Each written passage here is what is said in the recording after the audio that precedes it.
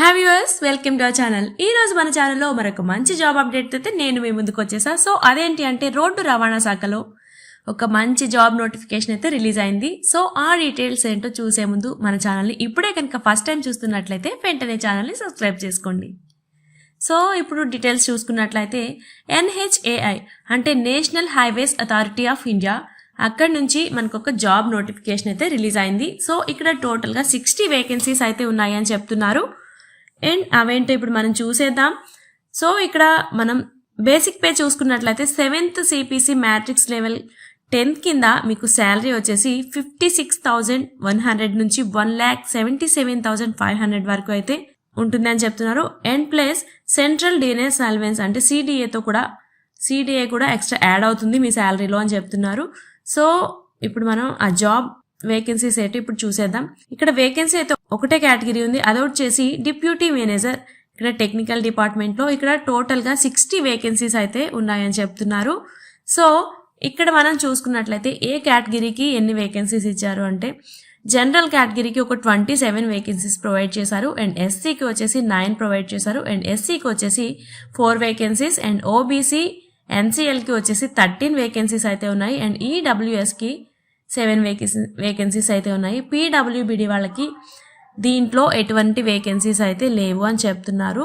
And next ఇక్కడ important note ఉంది. అదేంటి అంటే అక్కడ ఉన్న అవసరాలను బట్టి అంటే NHAIలో ఇంకా ఏమైనా అవసరం ఉంటే దాన్ని బట్టి అక్కడ వేకెన్సీస్ పెరగచ్చు లేదా తగ్గచ్చు అని అయితే అక్కడ చెప్తున్నారు. అండ్ మనం దీనికోసం ఇక్కడ ఉండవలసిన ఎడ్యుకేషనల్ క్వాలిఫికేషన్స్ చూసుకున్నట్లయితే any recognised university or institute నుంచి మీకు అయితే సివిల్ ఇంజనీరింగ్లో బ్యాచిలర్ డిగ్రీ అయితే కంప్లీట్ అయిన సర్టిఫికేట్స్ అయితే ఉండాలి అని చెప్తున్నారు. అండ్ అది కూడా మీరు అప్లై చేయడానికి ముందు నాటికే మీకు కంప్లీట్ అయిపోయి ఉండాలి. అంటే ఇప్పుడు చదువుతూ ఉన్న వాళ్ళు ఫైనల్ ఇయర్లో ఉన్న వాళ్ళు అయితే దీనికి అప్లై చేయడానికి లేదు.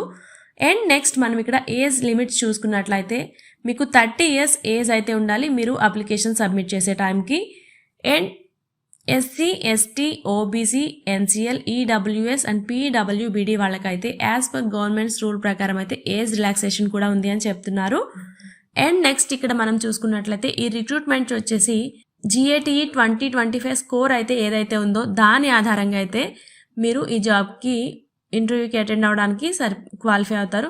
SC, ST, OBC, NCL or EWS వాళ్ళైతే మీకు సంబంధించిన కేటగిరీ ఏదైతే ఉందో అక్కడ గవర్నమెంట్ జాబితాలో అయితే మీకు క్యాస్ట్ సర్టిఫికేట్ అయితే ఉండాలి అని చెప్తున్నారు. అండ్ OBC ఆర్ NCL వాళ్ళు అయితే 2025-2026కి కలిపిగాను April 1st, 2025 అప్పుడు సబ్మిట్ చేసిన సర్టిఫికేట్ అయితే అక్కడ కంపల్సరీ సబ్మిట్ చేయాలి అని చెప్తున్నారు. అండ్ PWBD వాళ్ళు అయితే డిప్యూటీ మేనేజర్ పోస్ట్ కోసం డెఫ్, hard of hearing, 1 or 1 leg ఇలా ఈ అభ్యర్థులు మాత్రమే ఈ జాబ్కి అయితే క్వాలిఫై అవుతారు. అండ్ ఇక్కడ మీకు వచ్చేసి మీ డిజబిలిటీ వచ్చేసి 40%కి అయితే తక్కువ ఉండకూడదు, అంటే 40% ఎబోవ్ ఉన్న వాళ్ళైతే ఈ జాబ్కి అప్లై చేసుకోవచ్చు అని చెప్తున్నారు. అండ్ మీకు ఇక్కడ అప్లికేషన్ చేసుకోవడానికి డేట్స్ వచ్చేసి ఇది ఆల్రెడీ May 10th అయితే ఇక్కడ ఓపెన్ అయింది సైట్ వచ్చేసి. అండ్ మీరు ఇక్కడ ఆన్లైన్లో అప్లై చేసుకోవడానికి లాస్ట్ డేట్ వచ్చేసి June 9th వరకు అయితే ఉంది. సో ఈ టైంలో అయితే మీరు ఈ జాబ్కి అయితే అప్లై చేసేసుకోండి.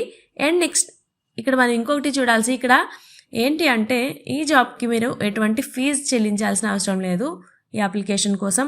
అండ్ మిమ్మల్ని ఇక్కడ GATE 2025 స్కోర్ దాంతోనే మిమ్మల్ని సెలెక్ట్ చేస్తారు. అండ్ మీ ఇక్కడ వచ్చిన అప్లికేషన్ ఫామ్స్ ఎక్కువ కానీ ఉన్నట్లయితే షార్ట్ లిస్టింగ్ క్రైటీరియా అయితే ఉంటుంది. సో దాన్ని బట్టి అయితే ఇక్కడ సెలెక్షన్ ప్రాసెస్ ఉంటుంది.